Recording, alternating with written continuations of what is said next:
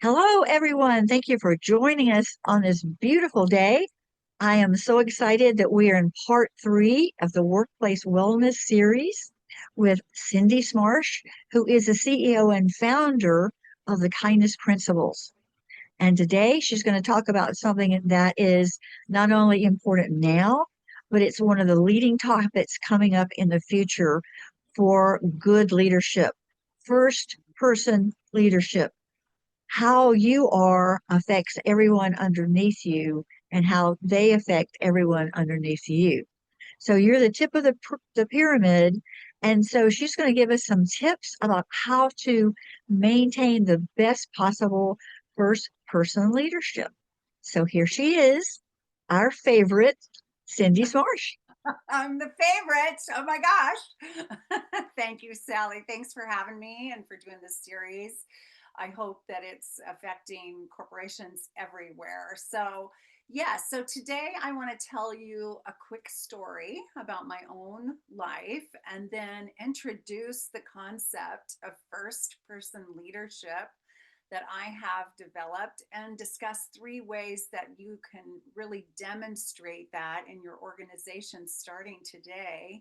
And then I'm going to explain a bit about the business initiative I am on right now and give you an opportunity to receive my exclusive guide that is loaded with strategies on how to take first person leadership and then incorporate it into your teams and organizations to really help everyone thrive. So that's where we're going today. If you have questions, feel free to put them in the chat and we will address those as they come in as well. So thank you so much for being here. So it was when I was in my mid 40s that I really started to understand that I was disappearing in my own life. I was over functioning at home. I was over functioning at work. I was over functioning in my children's schools. I was saying yes to everyone and everything. I kind of jokingly say, but in all seriousness, I became like a living, breathing bobblehead, just saying yes to anyone who asked me to do anything. I was on boards in the community I was living in, was volunteering in several ways at a church. I was the club volleyball coach and I'd never played volleyball. I was a Girl Scout leader. I mean, I was the executive director of a nonprofit counseling center where the expectation was I would have a full client load of counseling clients and do everything else to run the center. In other words, take care of the staff, work with the board, do all the fundraising, all the grant writing, all of this, all of that. And at the same time, I was saying yes to a marriage that was very difficult. That was very, very difficult. And so I was over functioning literally everywhere and kind of getting lost in the shuffle, saying yes to everyone else and not saying yes to me. Well, finally, as I saw myself spiraling down, I knew I needed to change. And I attended a private retreat with Jack Canfield.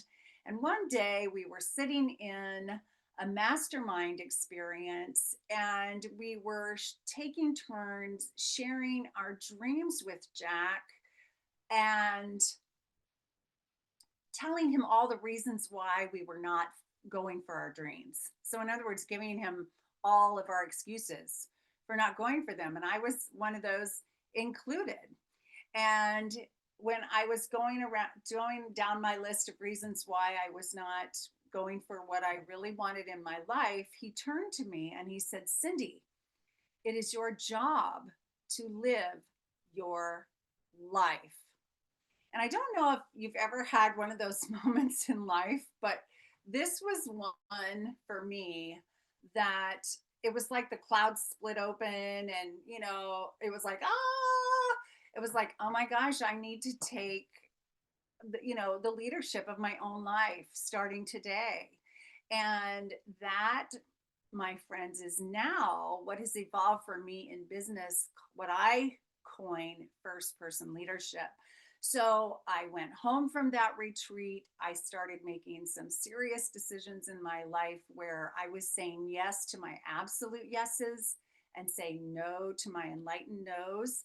I was beginning to um, really filter through the noise of my life and line myself completely up with my own value system and understanding like how to show up 100% authentically as myself. And as I took that leadership in my own life, I became a better leader at work and taught my team how to be leaders in their own lives, and how that has a wonderful trickle down effect to the mission that we were all doing together. So today I want to, long story short, my life is amazing since I took full responsibility for it. And that is the first way that you can demonstrate first person leadership, because first person leadership is saying, I am in charge of my own life and I am a leader in this business or organization. And so the buck stops here, right? I am responsible. I take 100% responsibility for my life and my work. And that may sound very simplistic, or like it doesn't mean much, it's just fluff, but it isn't just fluff. It's when you take it seriously, what you're really saying is that you're done blaming and you're done complaining. And that may sound like an impossible feat, but let's talk about this for a second.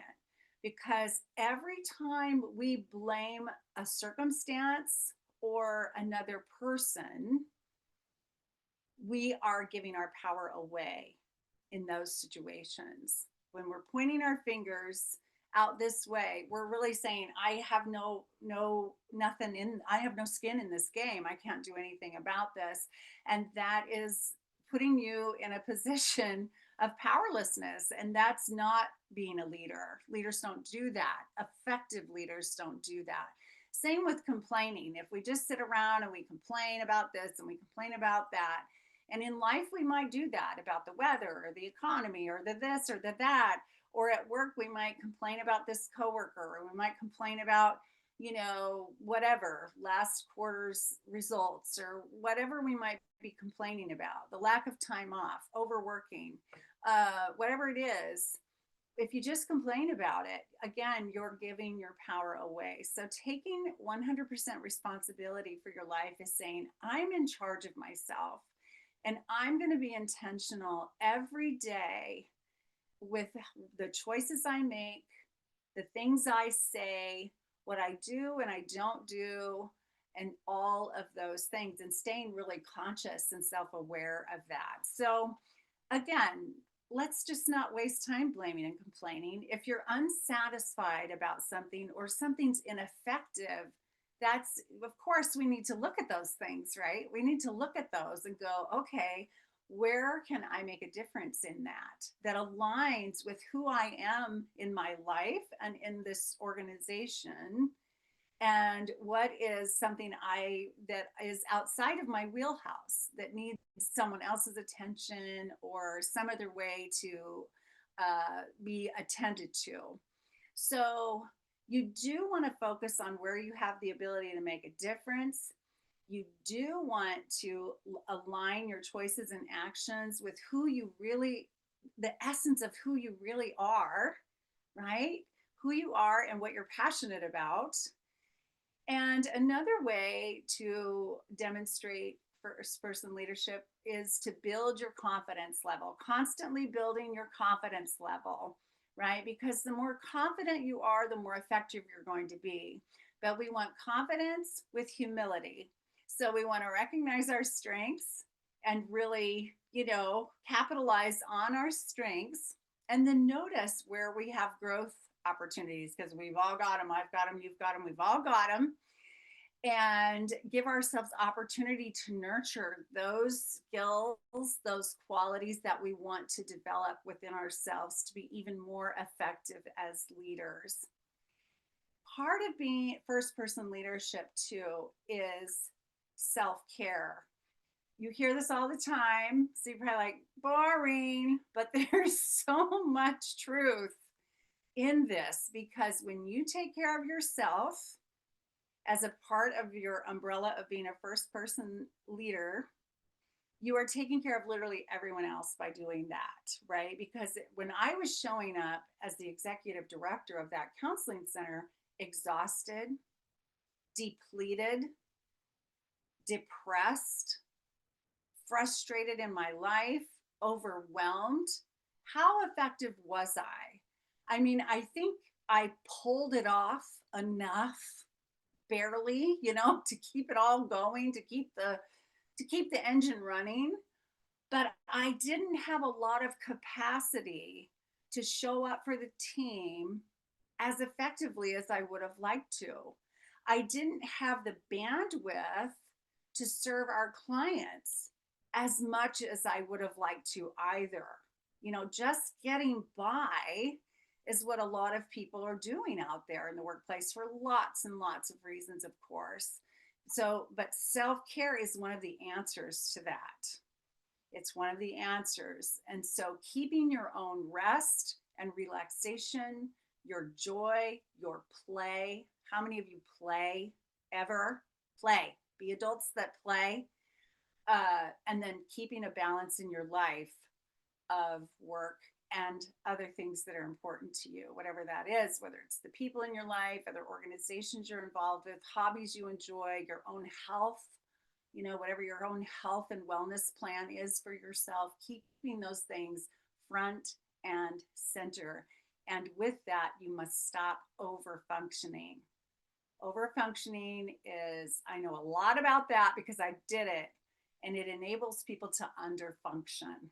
And that throws everything off balance everywhere, at home, at work, everywhere. So you want to make workplace well-being a priority for everyone. And again, it starts with you taking responsibility for that within yourself and demonstrating that, modeling that, and setting the best example of this. Okay, so that's one tenet of first person leadership, taking full responsibility for your life. The second one I want to talk about today, and there's many of these, but we're only going to do 3 today, is to handle challenges well. Handle challenges well. Of course, you're a leader. You're gonna hear it all. You're gonna see it all. You're gonna be dealt with have to deal with things in every area, every day, of course. And of course, it's there. Your life is full of challenges in and out of the office. But leaders stay calm under pressure. They stay calm. They don't disengage. They stay present and calm under pressure. And you acknowledge when a problem has risen, and you recognize that something needs to be managed in some way. And so you put your energy in how to be more productive or how to respond in the most productive way to things that aren't going well. So some questions you can ask yourself so you don't hide or just give up or run or pretend it's not there. I hear about leaders all the time who are just, putting their head in the sand, doing the ostrich thing, I call it, is you can ask yourself, what is the actual problem here? What's the problem? And what is my best response to this issue? Remember, you're the leader. Everything starts with you. First person leadership is saying, what is my best response to this issue? And what is this challenge here to teach me?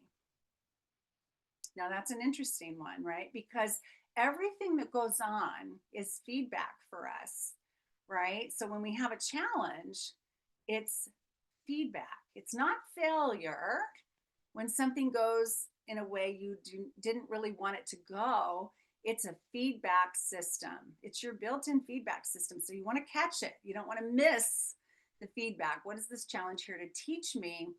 And how can I become stronger as a leader in this experience? That doesn't mean how can I become a more demanding leader? How can I be more harsh? How can I criticize more? That's not what I mean, but rather be a stronger leader where you really step into your confidence as a leader, your ability to have a higher vision for what's going on, than maybe the average person would have, and begin to put systems in place to address whatever this is. So remember again that nothing is failure, that everything is a feedback system in your organization. Everything, the things that go well, just like you want them to, and the things do not go well. So do stay calm under pressure. Do maintain a feedback versus failure attitude.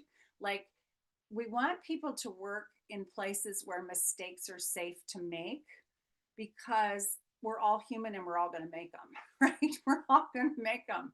Leaders too. We are too. We're going to make them. We're going to make big ones, what we might call big ones sometimes, or small ones, but we're not going to call them mistakes at all from now on. We're going to call them a feedback system, right? So making it safe for your people to make mistakes, learn and grow from those things, and then redirect to a more productive path, and become a problem solver, letting go of anything that is no longer working. Notice what's no longer working. Declutter always in the systems you're working in. What is not working here? What initiatives aren't producing what we want them to produce? Or how can we tweak the things that we're doing to get the result that we actually want? And then remain persistent in addressing the issue, and then thrive on your own energy. Remember, you're keeping your energy up because you're caring for yourself well, and showing up for yourself really well, so you can show up for the team, especially when things haven't gone the way everybody was hoping they would. So whatever you do, do not hide or give up on a situation. Show up confidently and calmly, and with that great attitude of, okay, here we are, we've got some great feedback here on what we were striving for there. Now what is our next best step? So the third way to show up and demonstrate first person leadership is to communicate effectively. Communicate effectively. I mean, of all the skill sets in life, of all the skill sets in life, this one is the most critical to help you create everything that you want personally and professionally. And so you want to really grow in your effective communication. We could go on for days, weeks, months on this alone, because a lot of us were just not taught well how to communicate. Most of us were not around people that had been given a good, strong skill set in communication. And it's something that needs to be practiced and practiced and practiced. We can't just like read about it once and then do it. Usually, most people, right? So it's a continuing growth opportunity for most of us. So one of the biggest ways that you can communicate effectively is to be quiet and listen. Even though you're the leader, even though you may feel like I should always have the answer, I should always have a response, I should always have a solution, I should always know what to say, be quiet first. Seek to understand before you seek to be understood, because those that are working at all levels of your organization, they all have a viewpoint of what's going on. Everyone has their own experience of what's happening, or what may have been effective or not, or ideas around it. And you have brilliant people working around you, and you want to make sure that you're hearing what they have to say. It doesn't mean you have to agree with everything they say. It doesn't mean you have to follow through on everything they suggest. I'm not saying that, of course. That's not a realistic plan in most organizations, but you can always listen. A friend of mine is a COO in a corporation here where I live. And when he took that position, his boss said to him, someday all you're going to do is listen to people all day long. And he didn't believe him at first, but now that's exactly what's happening. He's listening to people most of the day. And there's lots of reasons for that, of course. But people need to be heard. That's one of the biggest drivers of loyalty for workers in a company, is feeling like they are heard. So you want to listen actively and often.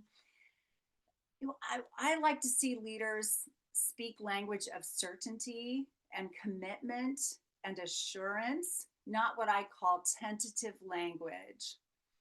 Oh, I'll try, or maybe we'll get to that, or I'll get around to that, or that's interesting. Da da da da da. We don't want to be tentative in our language with people. People feel secure when we're transparent, even if they don't like what we're saying. They feel more secure when we're transparent and we have a solid response to something. And so I wouldn't speak until you have the language of certainty that you're ready to speak to your team. And then constantly share the clarity of purpose. Constantly use mission language, purpose language. If you don't have this in your organization, it's a connecting point for all employees and departments and teams. What are we all here for? What are we all striving for together? So you want to use that unifying language. We're all in this together. This department over here in this corner that nobody ever sees must exist, or this can't happen over here. So everybody's important and they need to understand that. And so keep bringing people back to a clear understanding of purpose and mission and the values of the company, and that will help in the overall effectiveness as well. So know what you believe and be able to articulate that at any time. Be enthusiastic and passionate when you're communicating with the team, and always praise others and give credit where credit is due. Always. You want to communicate that often. Celebrate people often, share appreciations often. There's not much you could communicate more important than how much you value your people and what a great job they're doing, or how much you appreciate whatever they've done recently that's really made a difference, and kind of thing. So again, the number one driver of loyalty, according to the work of Matthew Champagne, who's done tons of research on this, is they want to be heard. And the second driver of loyalty is they want to know they've made a difference. And so when you communicate effectively in these ways we've talked about, you are directly addressing those two of those strongest desires that the research says employees have. So I am on a mission to teach kindness initiatives in business, not as fluff, fluffy, nicey things, but rather as highly effective, powerful business strategies to create workplace well-being for everybody and drive collective success. And so this is why I have started to do these series on LinkedIn. And I have a guide that I have created called Using the Kindness Code to Achieve Strategic Outcomes for Workplace Well-Being.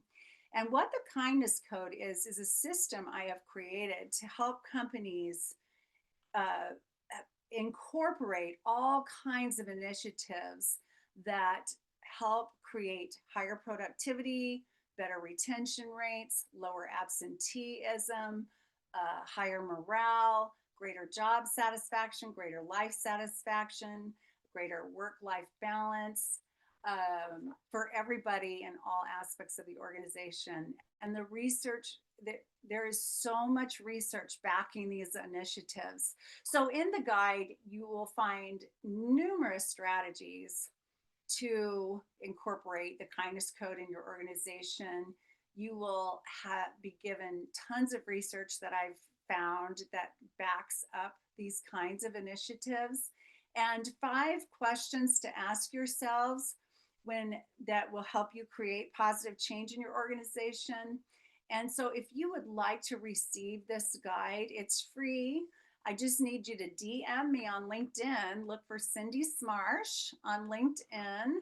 And all you need to do is give me your email address and the kindness code, or say something like, I want the kindness code, or I'd love your free guide about the kindness code, and give me your email address and I will send you that guide personally. So that is what I have for you today. Do we have any questions in the chat, Sally?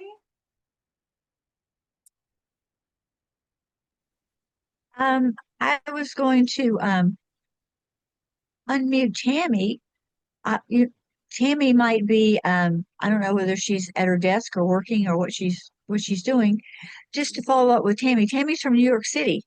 Oh, hi, Um, Yami. Thank you for being Hi here. there. Good morning. Good morning. I think hearing this came at the right time. I think Mm.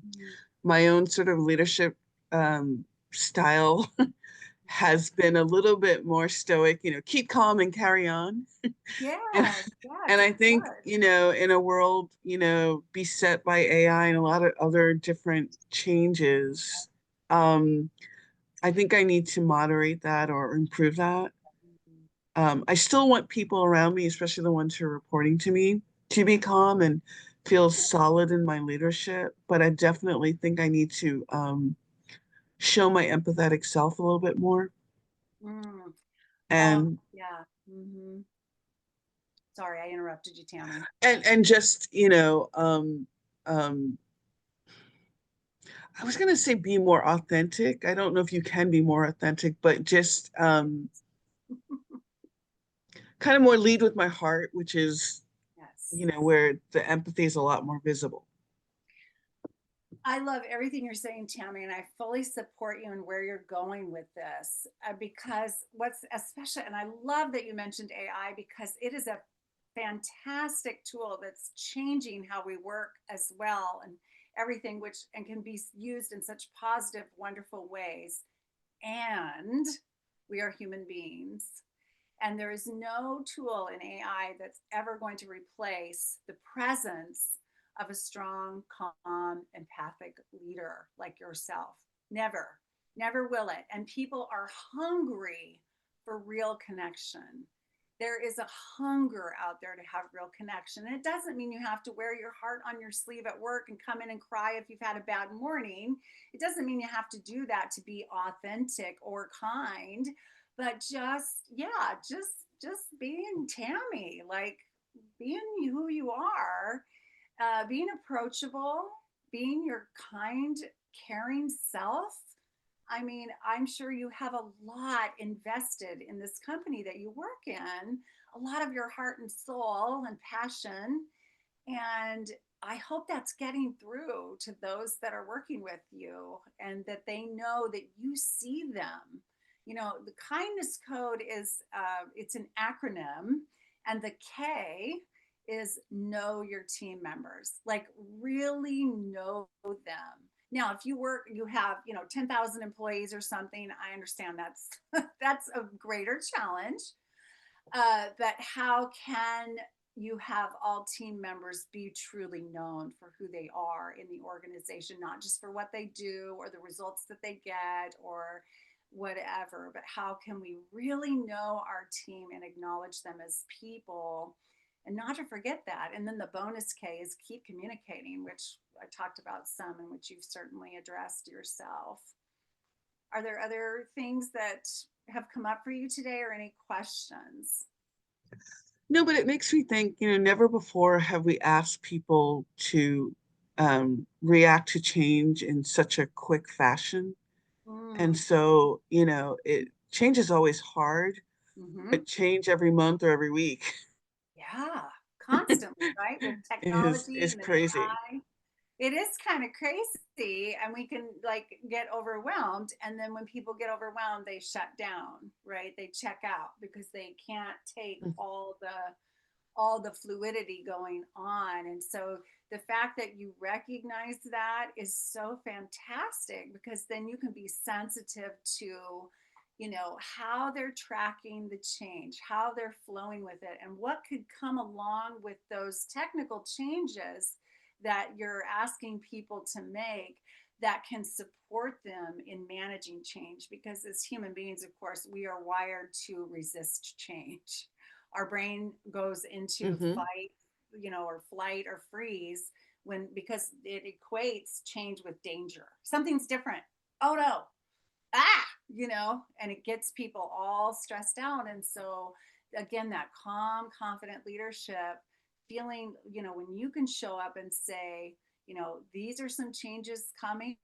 I recognize this is not necessarily what everybody wants, or we're not sure how it's all going to all going to pan out. It's okay. We're going to take this one step at a time together, and we're going to learn, because we have a feedback system here. There's no failure here. There's feedback. So go with me. Let's go. Let's take it step by step and see how we can evolve with the changing system that we're working within.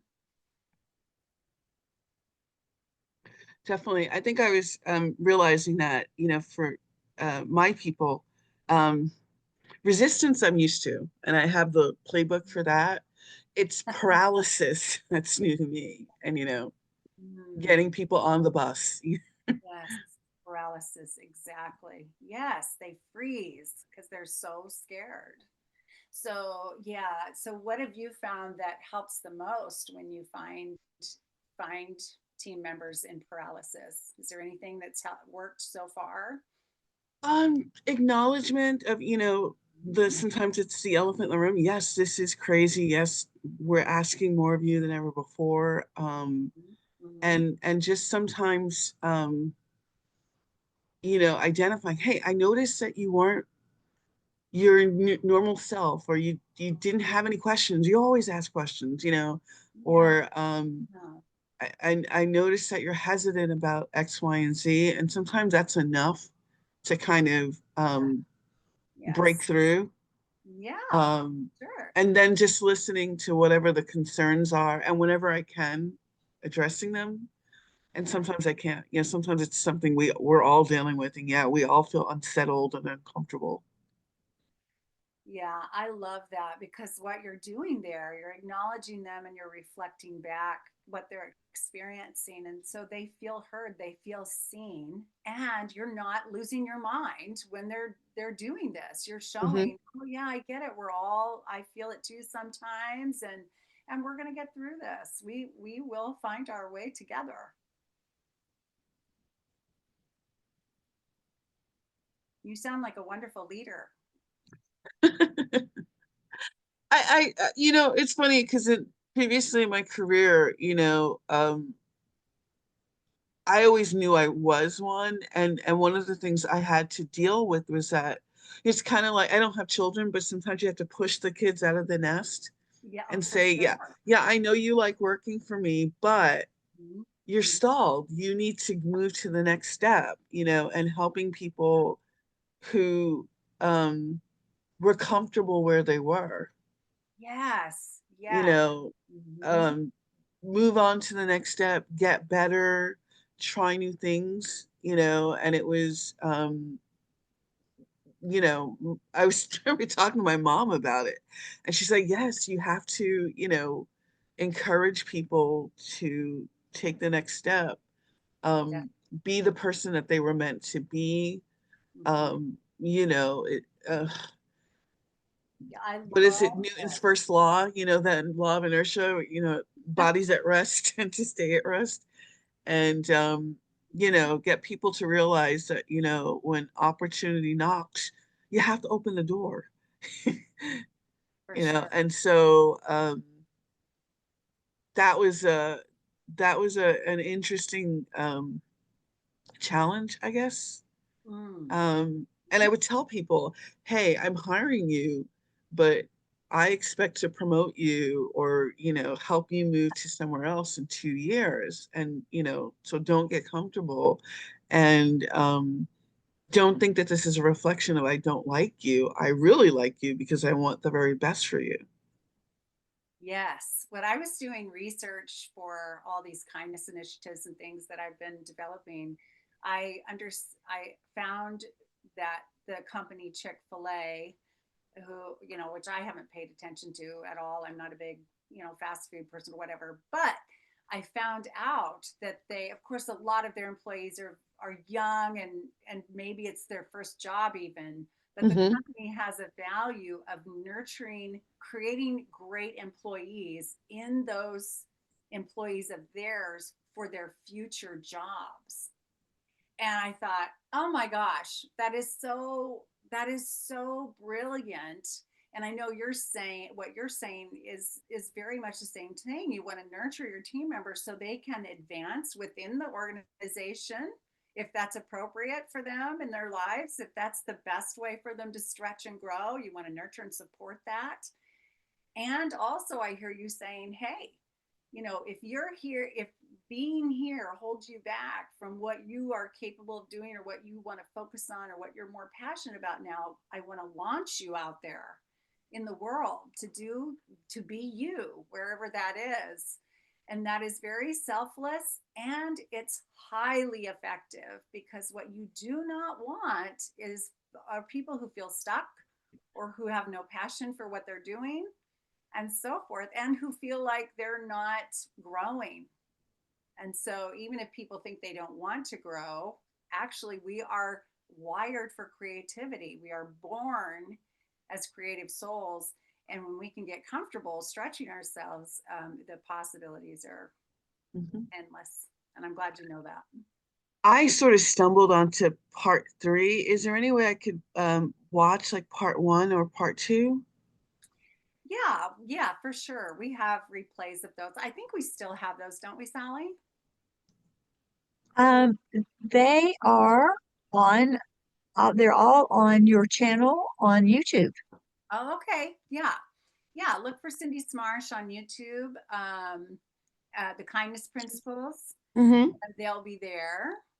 They're each a little different, but there is some repetitiveness in them. But they each have a little bit of a different angle to them, and this one was a whole different piece.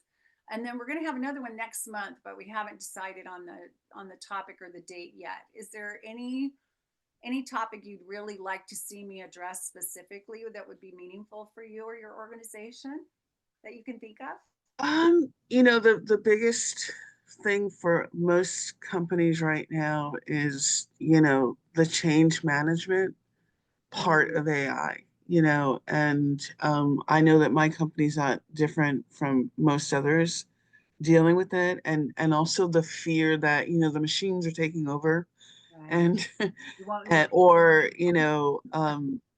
AI will take your job, and yeah. it's more likely that not, well, AI won't necessarily take your job, but a person who knows it and who's mastered it will. So that is something that Mm-hmm. my company's very focused on, and trying to upskill and reskill people. Yes. Oh, yes. Very good. Well, listen, I know we're running out of time. We've gone over a bit, but I really appreciate the conversation, Tammy. And will you find me on LinkedIn and send me your email address, and I'll get that guide to you. And gosh, and then of course, yeah, please look on YouTube if you'd like to see the first 2 Mhm. master classes in the series. And feel free to contact me anytime with questions or more dialogue about this. I Sure, hope, thank you. And I look forward to part 4. yeah, thank you. So thanks for being here. And Sally, thank you for having me. I appreciate you. As usual, did you pay Tammy to come and say those things on this I broadcast? I Because didn't. she is so spot on as to corporate America.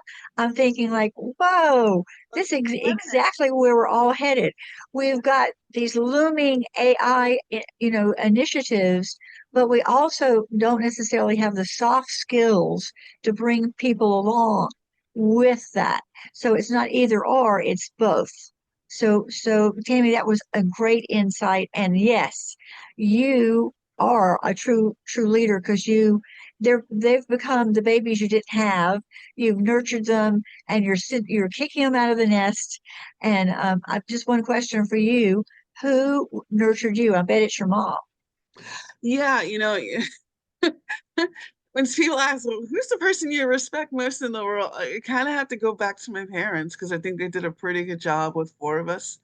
And, I think I bring a lot of those life lessons into my work, and I think it's made me a better person and a better leader. Awesome. Wow, That's she amazing. kind of sounds like some podcast material to me. I know. I was thinking that too.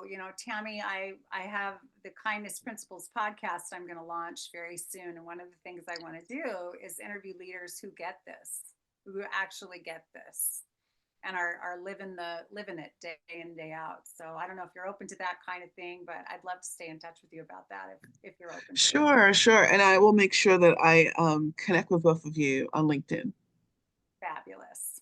Well, Sally, Wonderful. we can't see you either. I don't know if you want to get back on video to say goodbye or not, but it's good to be with you both today.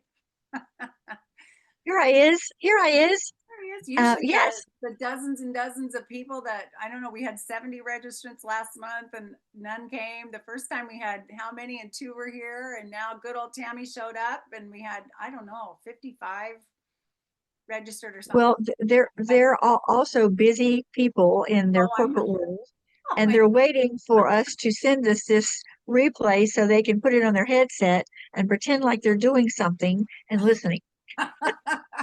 okay.